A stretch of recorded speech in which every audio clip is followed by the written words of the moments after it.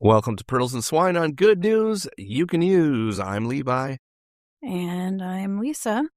So far this week, we've watched one man walk away from a costly redemption, and another man, Boaz, walk straight into it in front of the whole town. Today we find out what that redemption actually does, and it happens to someone who isn't even in the room. Well, right, because women didn't sit at the gate or serve as legal witnesses back then. So while all of this is happening, Naomi's back at the house waiting, the way she's been waiting through this entire book. And remember where we found her clear back in chapter 1. She walked into Bethlehem so hollowed out by her own pain and her own grief that she told the women there, "Don't call me Naomi. Don't call me by my name anymore.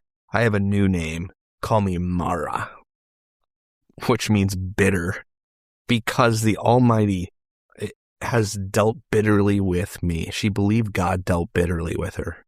And she had a husband and 2 sons when she left town, and she came back with neither. If you told Naomi standing at the gate the day she walked back into Bethlehem that a Redeemer would show up and her family name would not just survive, but be spoken by kings, she would have been, "You crazy." Well, yeah.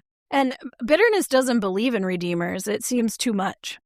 And here's the whole quiet argument of this chapter. While Naomi sits at home, not even watching, God is already rearranging a legal proceeding at the gate in her favor. She's not earning this. She isn't even present for the moment her rescue gets settled. Somebody else is doing the work on her behalf while she waits in the house, not even aware yet that her name is about to be given back to her. There is a portion in the text, chapter 4, verses 14 through 15. I can't remember exactly what it says. Can you read that? Sure. Then the women said to Naomi, "Blessed be the Lord, who has not left you this day without a redeemer, and may his name be renowned in Israel. He shall be to you a restorer of life and a nourisher of your old age. For your daughter-in-law, who loves you, is more to you than 7 sons has given him birth." Not Boaz, the Lord. Yeah, isn't that interesting? Yeah. They know exactly whose hands have been working at the whole time. These women know that it's not Boaz, but it's the Lord who's been doing this. And 7 sons was the ancient shorthand for a complete, fully blessed family. I'm so blessed. It's where, the Southern people would be really excited saying, "I'm blessed," right? Right.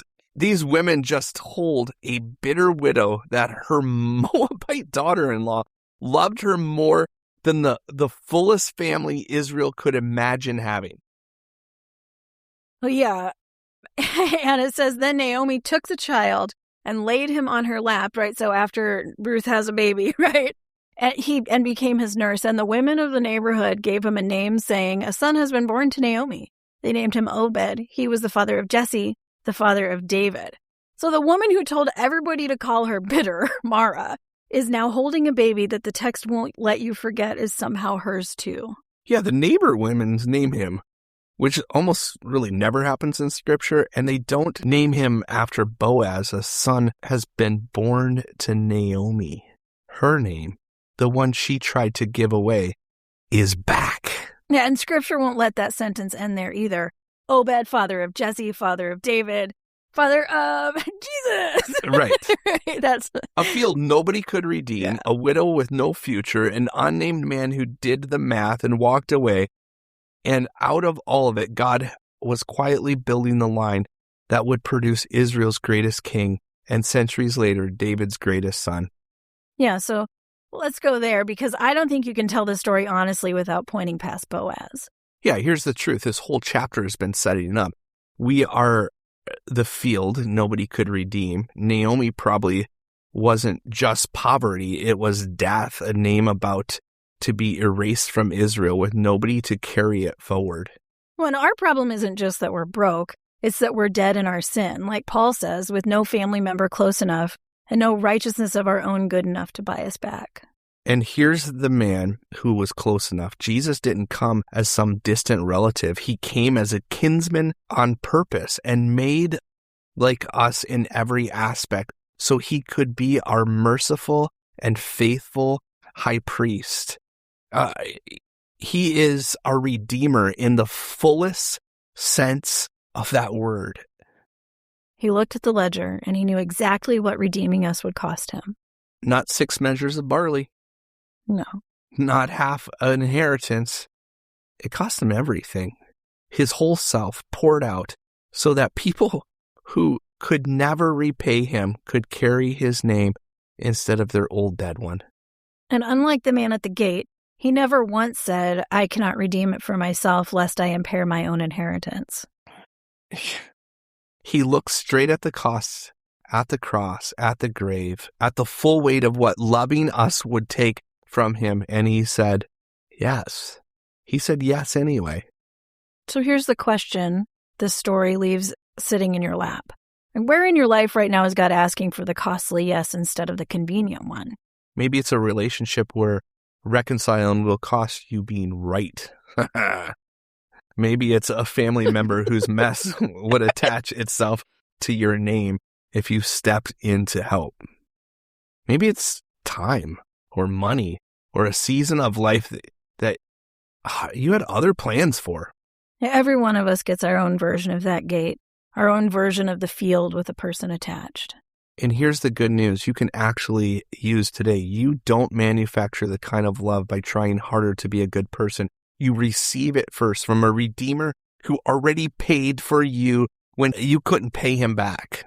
Well, and then slowly it starts to reshape what you're willing to say yes to. Yeah, that's the story of Ruth. A gate, a shoe, a widow, and a Redeemer who never once counted the cost too high. Before we go, redemption doesn't require you to earn it or even orchestrate it. It requires a Redeemer willing to settle it on your behalf while you're still waiting to find out. And that Redeemer is Jesus. That Redeemer is the one and only Jesus who came for you and came for me. And he bought us in our poverty, in our mess, in our when we had nothing. And he bought us back so that our names can be redeemed, that we can share in his inheritance. It's a beautiful, Ruth is a beautiful picture that points to a beautiful story, but it points beyond itself to the true kinsman redeemer, and that's Jesus. And if you don't know Jesus, we want you to know Jesus today. And Jesus wants you to know him. He has come for you. He loves you. He loves you so much that he died for you, and it cost him everything to redeem you. So put your trust in Jesus today. That is good news you can use. Thanks for tuning in with us. If you've got questions or comments, we'd love to hear from you. You can email those to office@evangelup.org. If you'd like to catch up on any of the previous Pearls and Swine episodes, just search Evangel Houghton on your preferred podcast platform or go to our website, evangelup.org.